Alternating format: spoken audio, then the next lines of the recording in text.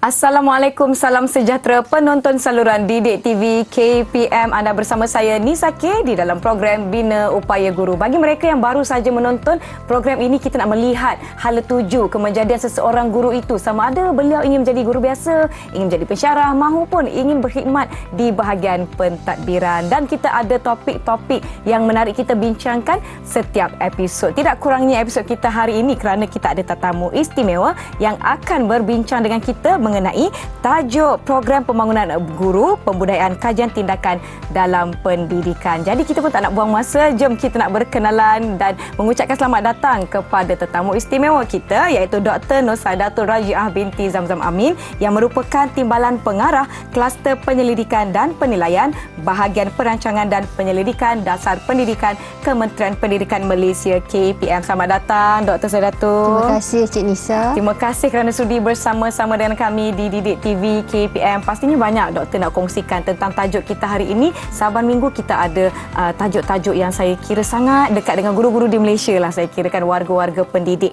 Jadi kita nak tahu hari ini berkaitan dengan program pembangunan guru, pembudayaan kajian tindakan dalam pendidikan. Mungkin Dr. Saidatul boleh jelaskan kepada penonton-penonton di rumah penerangan secara ringkas tentang pengenalan dan hasrat KPM berkaitan dengan kajian tindakan itu sendiri. Silakan doktor. Terima kasih Cik Nisa. Sama-sama. Bismillahirrahmanirrahim.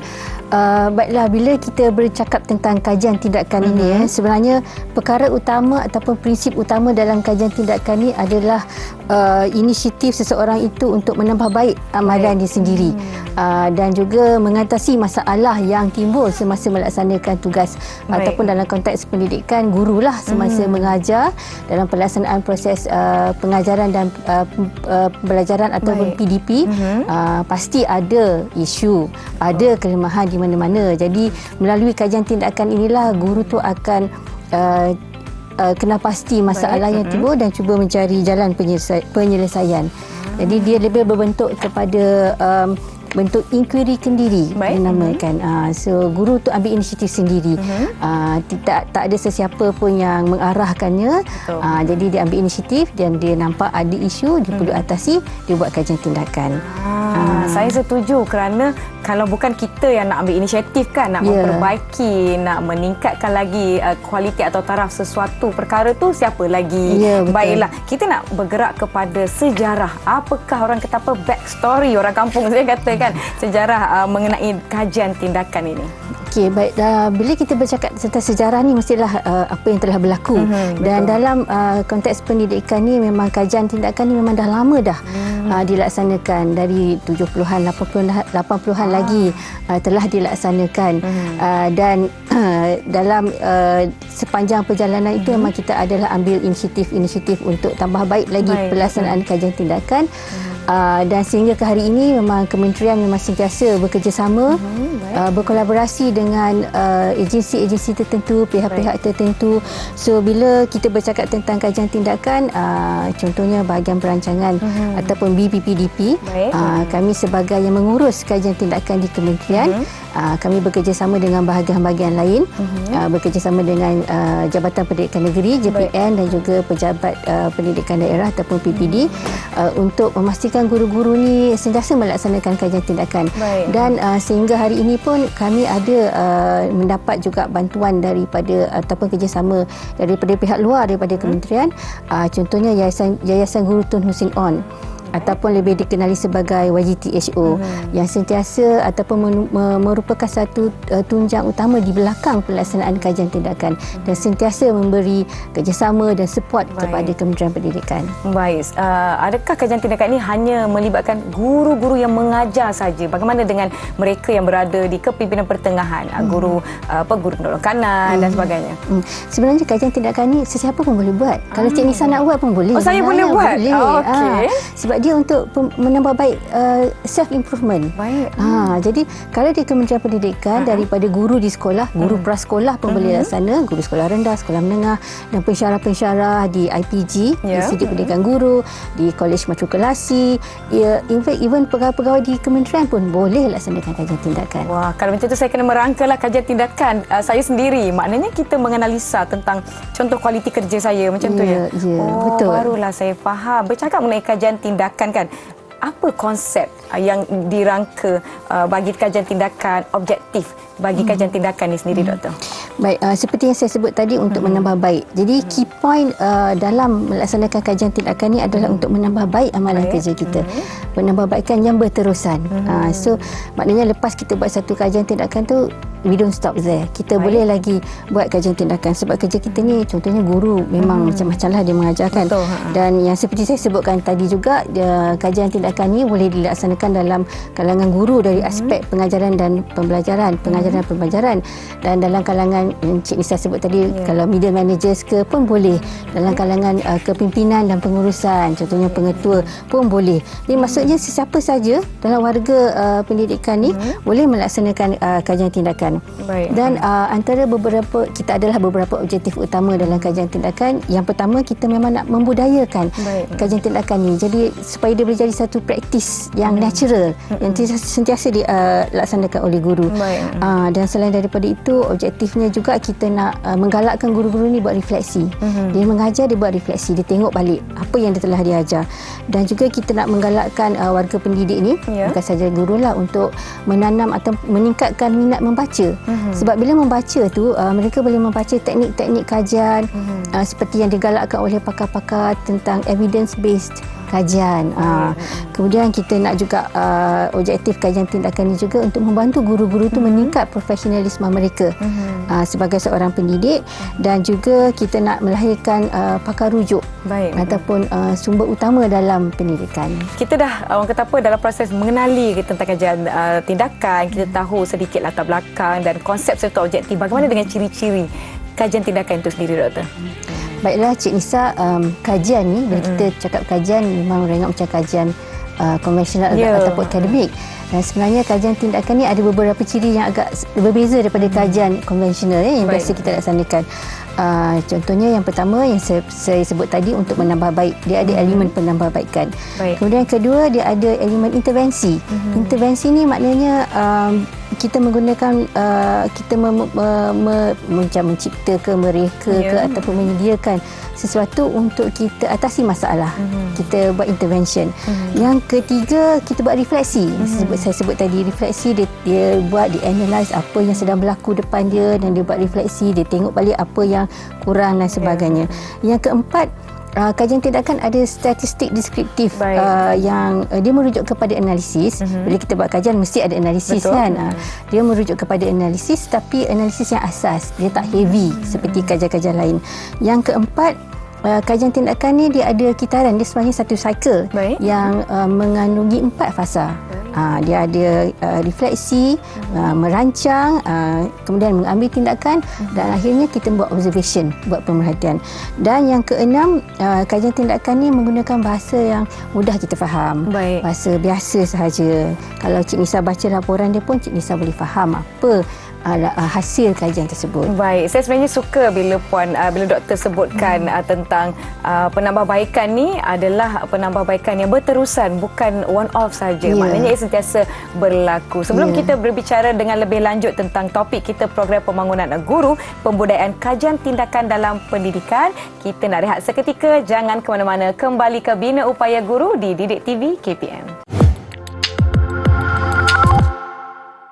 Menonton Bina Upaya Guru di saluran Didik TV KPM, masih bersama saya Nisa K dan Dr. Nur Saidatul berbicara mengenai tajuk kita hari ini, program pembangunan guru, pembudayaan kajian tindakan dalam pendidikan. Baiklah Doktor, setiap apa perkara yang kita lakukan, setiap apa perkara yang kita rangkakan mesti terbinanya daripada model-model tertentu. Jadi mungkin Doktor boleh jelaskan mengenai model berkaitan dengan kajian tindakan ini.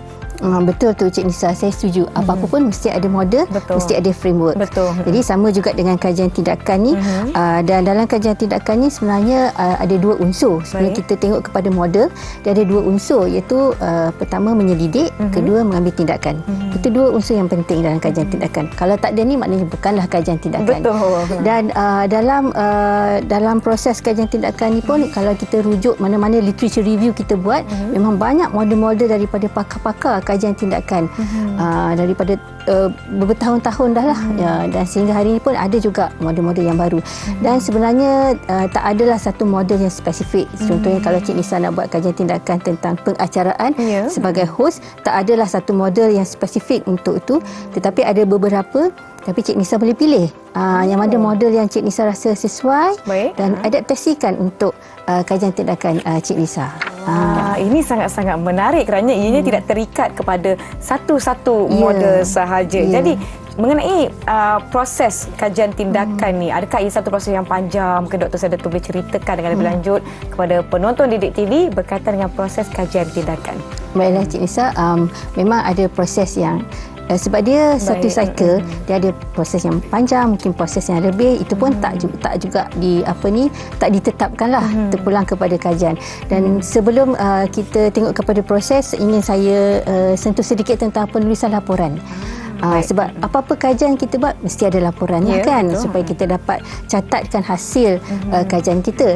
Dan dalam konteks kajian tindakan ni, laporan dia tak ada satu format yang tertentu, seperti juga model tadi. So terpulang kepada penyelidik. Kalau Cik Nisa nak buat kajian, terpulang kepada Cik Nisa untuk menulis mengikut cita rasa sendiri, tetapi mestilah sistematik, jelas dan mudah difahami. Itu tentang penulisan. Dari segi prosesnya pula, seperti saya sebut tadi, ada 4 fasa, kan. Ia bermula dengan refleksi, yang kita tengok apa isunya, yang kita tengok apa yang kita amalan sedia ada kita ni, apa kekurangannya. Kita kena pasti. Yes, kita tengok refleksi. Yang kedua, kita merancang. Bila kita dah kena pasti apa isunya, kita merancang bagaimana kita nak buat sesuatu tindakan tu, mesti ada perancangan dahulu, kan. Kemudian kita bila dah ada merancang tu, kita dah rancang intervensi yang kita nak laksanakan, of course lah kita ambil tindakan. Kita laksanakan apa yang kita rancang tadi, apa intervensi yang kita rancang, kita laksanakan. Dan bila kita dah ambil tindakan, of course lah kita observe, kita buat pemerhatian, adakah berkesan kita punya tindakan tadi ataupun ada lagi penambahbaikan. So kalau ada lagi penambahbaikan, kita buat lagi, kita ikut lagi cycle, kita balik kepada cycle proses yang pertama, iaitu refleksi. So benda ni, kajian tindakan ni dia ongoing sehingga kita dapat satu penyelesaian kepada isu yang kita nak laksanakan. Okey, saya tertanya-tanya, memandangkan doktor ada sebutkan ianya boleh dilakukan sendiri oleh warga pendidik. Adakah sesuatu proses bagi setiap seorang guru tu, mungkin guru A dan guru B, kedua-duanya menjalankan kajian tindakan terhadap mungkin kualiti kerja masing-masing? Adakah proses itu mengambil tempoh yang sama setiap pada mereka ataupun berbeza mengikut situasi dan juga solusi yang mereka cari? Dia ada berbeza. Sebenarnya berbeza, Cik Nisa. Sebab contohnya kalau guru matematik dengan guru bahasa Inggeris, mereka mengajar dua subjek yang berbeza. Dan isu juga berbeza. Mungkin dalam matematik ada anak murid yang kurang faham sesuatu konsep. So guru matematik tu dia akan cari penyelesaian untuk konsep itu. Mungkin ambil masa yang lama. Mungkin ambil 1 kitaran ataupun 2 kitaran ataupun 3 kitaran. Dan untuk guru bahasa Inggeris contohnya, mungkin isunya berbeza dan lebih mudah, dan mungkin ambil 1 kitaran saja. So dia memang tidak terikat, tidak ada time frame yang fix dan tak ada. Kalau Cik Nisa dengan saya buat kajian pun mungkin Cik Nisa ambil masa yang lebih lama, saya tak lama, begitulah. Atau sebaliknya. Maknanya mereka boleh memulakan kajian tindakan ini bila-bila masa mereka nak. Betul. Tunggu ada masalah yang perlu diselesaikan, dan mereka memulakan tadi fasa pertama yang doktor sebutkan, proses refleksi, apakah masalahnya. Kemudian tadi kedua, proses merancang. Baiklah, dan pergi kepada proses-proses seterusnya. Contohlah Puan sebutkan tentang kajian tindakan ni, saya pula berminat memandangkan ini boleh dilakukan oleh sesiapa saja mengikut bidang masing-masing. Contohlah saya ada masalah ni, masalah dalam bidang pengacaraan, mungkin ada sesuatu yang saya nak atasi. Saya berminat nak mengetahui dengan lebih lanjut bagaimana saya nak baca informasi lengkap mengenai kajian tindakan yang dirangka oleh KPM ni. Okey, baik Cik Nisa, sebenarnya kami pun open dan maklumat-maklumat tentang kajian tindakan ni memang ada dalam portal KPM. So sesiapa pun boleh visit portal KPM untuk dapat maklumat yang berkaitan. Dan kita ada juga manual ataupun garis panduan tentang kajian tindakan, bagaimana nak laksanakan kajian tindakan, ada dalam portal. So Cik Nisa boleh rujuk pada portal KPM. Baik, saya rujuk selepas ini, doktor. Silakan. Ianya bukan sahaja berguna buat guru-guru di seluruh Malaysia, malah boleh dijadikan rujukan kepada sesiapa sahaja yang mungkin mungkin perlu jalankan kajian tindakan. Jom kita nak rehat seketika. Yang di rumah jangan ke mana-mana, kembali menonton Bina Upaya Guru di Didik TV KPM.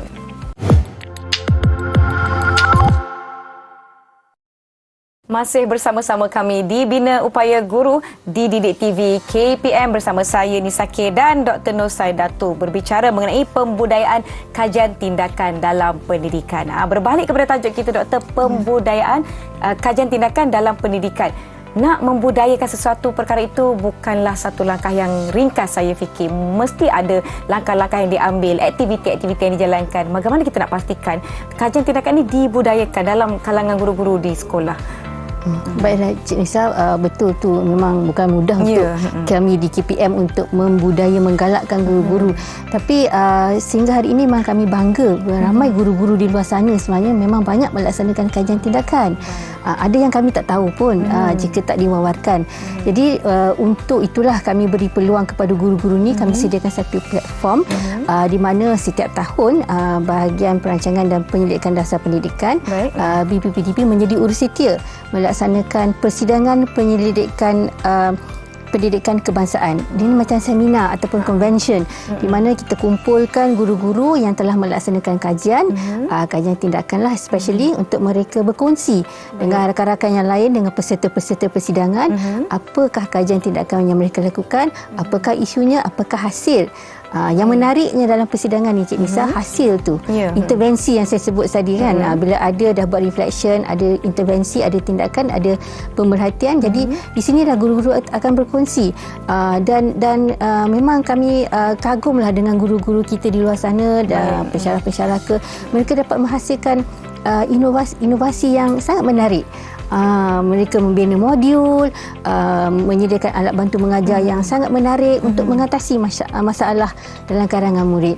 Saya setuju kerana sebenarnya guru-guru di Malaysia ni banyak yang orang kata apa mengeluarkan usaha-usaha yang sangat besar bagi memastikan kemejadian murid-murid di bawah didikan mereka. Jadi itulah harapan kami melalui persidangan ini, guru-guru lain mungkin yang belum melaksanakan kajian tindakan akan terbuka hati untuk melaksanakan kajian tindakan.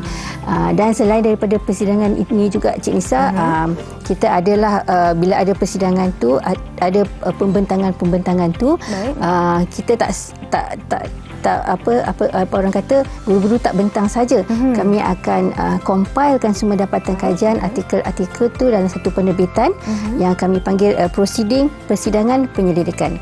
Jadi every after persidangan kita hasilkan proceeding. So sesiapa pun boleh bacalah kalau nak tahu apakah kajian-kajian tindakan yang telah dilaksanakan, kajian yang telah dibentang dalam persidangan, semua ada dalam proceeding tersebut. Bermakna boleh menjadi rujukan kepada orang lain juga. Ya, betul. Dan memang kami sebarluaskan prosedur tersebut. Kita edarkan sebab dia publication, dia buku. So kita edarkan kepada bahagian-bahagian lain, JPN, PPD dan juga institusi pendidikan yang lain.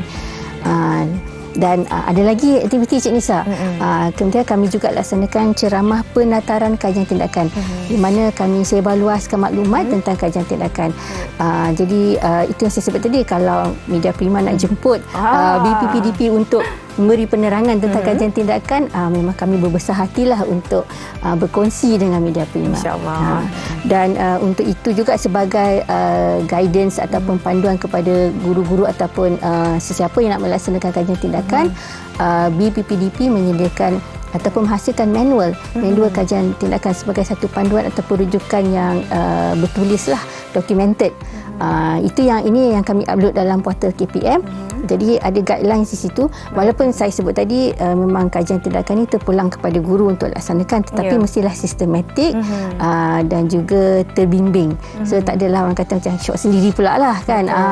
Sebab dia memang berkaitan dengan pendidikan tu. So kita nak pastikan kajian tindakan yang dihasilkan tu sistematik dan mudah difahami dan berkualiti. Yang penting berkualiti. Saya lihat setelah apa yang kita bincangkan ini adalah satu perancangan yang orang kata apa sangat-sangat baik buat guru-guru di seluruh Malaysia, malah orang lain juga boleh jadikan panduan. Dr. Saidatu sendiri, harapan berkaitan dengan hala tuju kajian tindakan? Baik, harapan saya sebagai salah seorang yang terlibat sebagai pengurus kajian tindakan di Kementerian Pendidikan, memanglah saya dan juga BPPDP berharap agar kajian tindakan ini menjadi satu amalan, praktis yang berterusan dalam kalangan guru, dalam kalangan pemimpin, supaya sentiasa mengadakan atau melaksanakan penambahbaikan yang berterusan. So that kita ni, ialah kita manusia, kita memang banyak kekurangan dan tak lari daripada kesilapan. Walau bagaimanapun kita boleh baiki kesilapan kita boleh tambah kekurangan kita. So melalui kajian tindakan inilah kita berharap agar guru-guru di luar sana, warga pendidik akan menjadikan ia satu praktis amalan ataupun budaya. Baik, saya kira ini sesuatu perkara yang kita sama-sama belajar.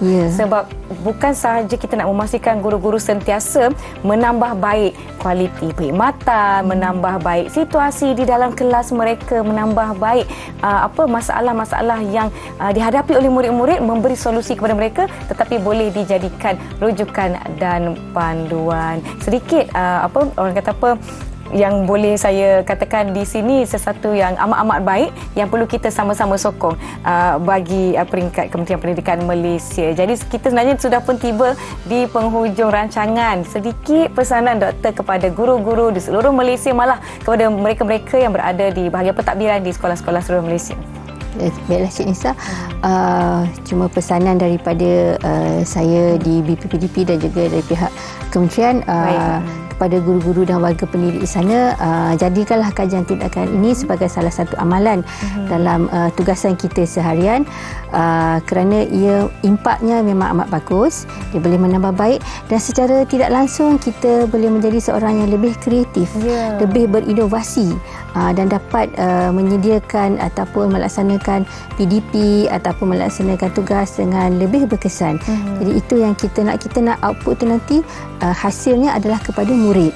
Apa-apa saja yang kita buat hari ini, at the end of the day, hasilnya adalah kepada murid. Betul, untuk melahirkan anak didik yang orang kata menjadi pelapis untuk negara kita di masa harapan. Baiklah, seperti saya sebutkan tadi, kita sudah pun sampai di penghujung Bina Upaya Guru bersama-sama dengan saya Dr. Nur Saidatul Rajiah binti Zamzam Amin yang merupakan Timbalan Pengarah Kluster Penyelidikan dan Penilaian Bahagian Perancangan dan Penyelidikan Dasar Pendidikan Kementerian Pendidikan Malaysia. Terima kasih semua bersama-sama dengan kami hari ini di Bina Upaya Guru. Semoga kita bertemu lagi. Saya Nisa K. Terima kasih. Kita jumpa lagi.